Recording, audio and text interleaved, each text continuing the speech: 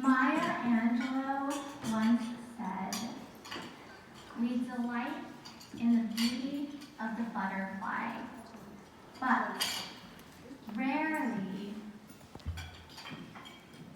admit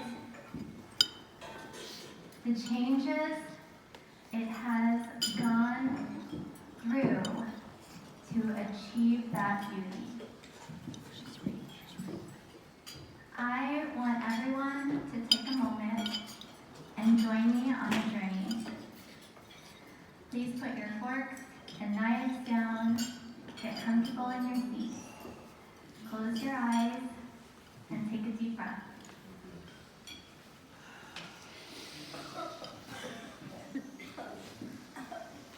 We're going to take a walk.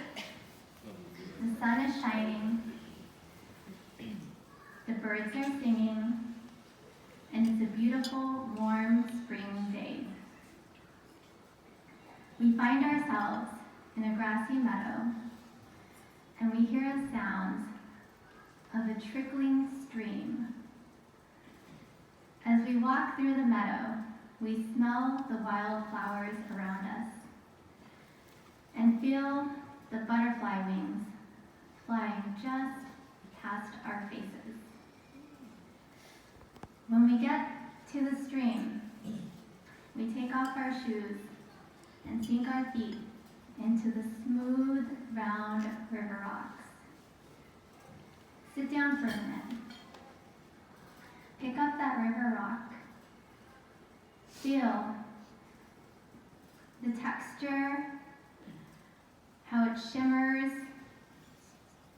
Now let's think about that butterfly. Let's think about the beauty, and let's reflect on the hard things, the hard times that butterfly and that river rock endured, and the changes it made to get to the beauty that you held in your hand. I want to share a little bit about myself. I sound like I was born and raised in California. I was raised in California, but I was actually born in a refugee camp in Thailand. My family came to the United States just before I turned 2 years old.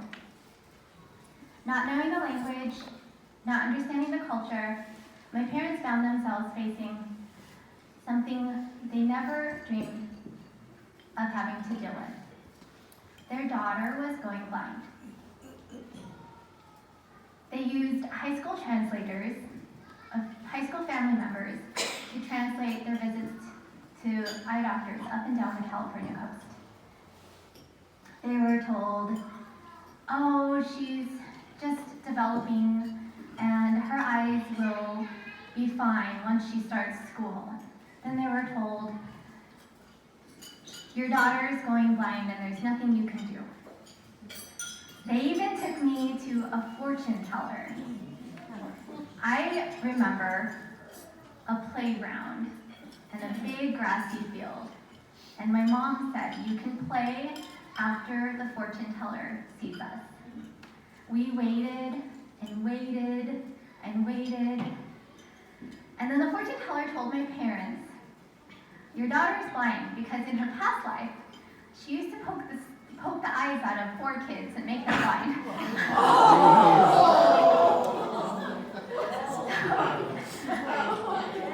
I don't remember that. I just remember wanting to play on the playground. I went to school with the public school system, telling my parents that I would be fine. Of course, not knowing that they could advocate, not knowing that they needed to ask for more.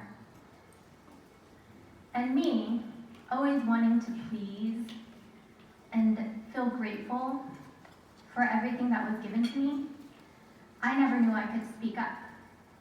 I didn't know that it was okay, that it would be okay to say, Thank you for blowing up these worksheets, but I still can't read them. I never knew that it would have been okay to say, these glasses aren't working. So I just faked my way through school, and instead of using the tools that were provided to me, I was afraid to look different, because who wants to look different?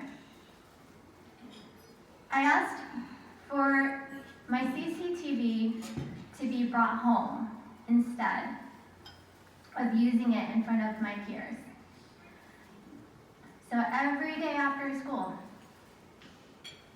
I would go home, watch a little TV, and then do the rest of the schoolwork that I should have been doing the whole day. I did this all through high school. It got harder and harder to see. I had to use the CCTV just to read the large print books. I got really good at faking it. But because I couldn't see well enough, I never felt good enough. I never felt pretty enough. I never felt enough. I felt empty. I felt broken. It wasn't until I was failing out of college and wasn't able to find work when I found myself surrounded by positive role models. These women were it. They found a way. There was no faking. I stood at the top of 3 steps at a staff training. We were talking about our shoes. My coworkers were both wearing color-coordinated black skirts and purple tops, and I was showing them my yellow heels that matched my yellow top. They had their canes, and I did not. I was contemplating about pulling out my folding cane that I was carrying with me in my backpack, and down I went to the bottom of the steps. A couple months later, I had the opportunity to attend the first convention of the National Federation of the Blind of California. I got to meet Joanne Wilson, Rosie Carranza, Al Spooner, Nathaniel Wells, Lisa Maria Martinez. These were people who were it. They weren't faking it. They were it. How were they it? How could I be it? They had the skills. I knew I needed to get my skills. So I put college on hold, a new relationship on hold, and I flew halfway across the country to attend the Louisiana Center for the Blind.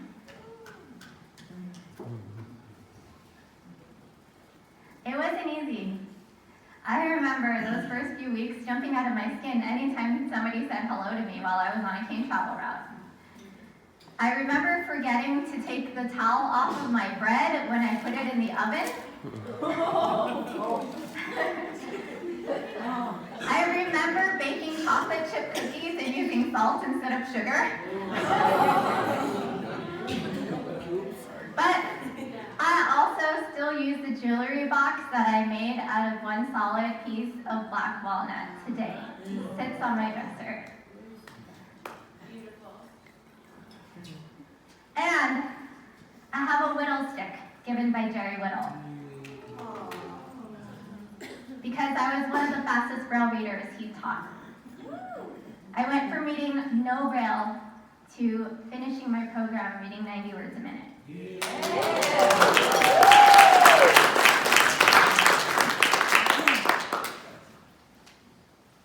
After I left Louisiana, well, as I was about to leave Louisiana, I was trying to figure out what to do and where to go. Do I move back to Sacramento? Do I find a new roommate? Do I commute 45 minutes from where my parents live? talking to my boyfriend at the time, who had just moved to Las Vegas.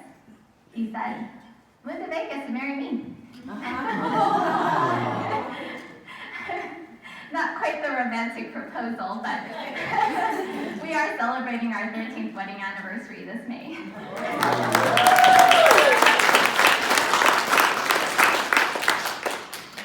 So I moved to Las Vegas. I was oozing with Federation philosophy. I was ready to jump into the local affiliate. Following year, I was invited to intern at the Jernigan Institute with Joanne Wilson, and left 2 days after I got home from my honeymoon. I received a national scholarship,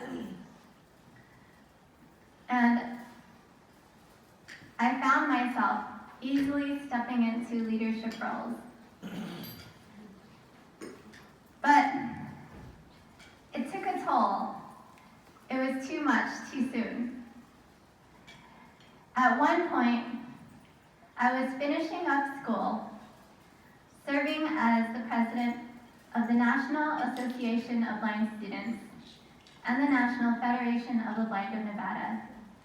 And I was burning myself from both ends.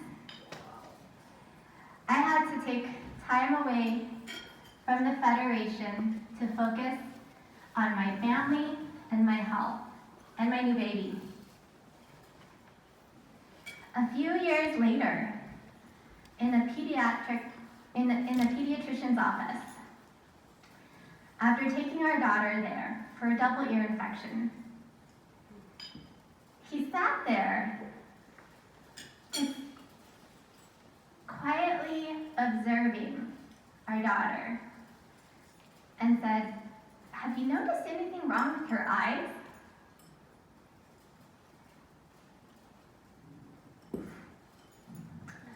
We never did. All of a sudden, the worries, the fears, the feeling of not being good enough overwhelmed me, because I didn't want my daughter feeling that. We were told she had a completely different diagnosis. We were told, "Oh, she's gonna be fine. Her eyes are just developing. She'll be fine when she starts school," even though she had the same symptoms at the exact same age. A couple years later, we noticed that her eyes weren't getting better. So we went for a second opinion, and the moment the doctor said, "Oh, your daughter has optic nerve atrophy," a huge weight lifted. My daughter would be fine. That's when I came back to my Federation family. My work with the Federation wasn't done. It wasn't just me that I was working for. It was for the next generation. Think about that rock you're holding in your hand. Think of where it has come from. It's traveled from the top of a peak of the Rocky Mountains, flowed down, tumbled, curved, rolled. The water has pushed it up and over until it settled on the bank under your toes. And the butterfly gently lands right on your hand. Remember what Maya Angelou said? We delight in the beauty of the butterfly, but rarely admit the changes it has gone through to achieve that beauty. Thank you, everybody.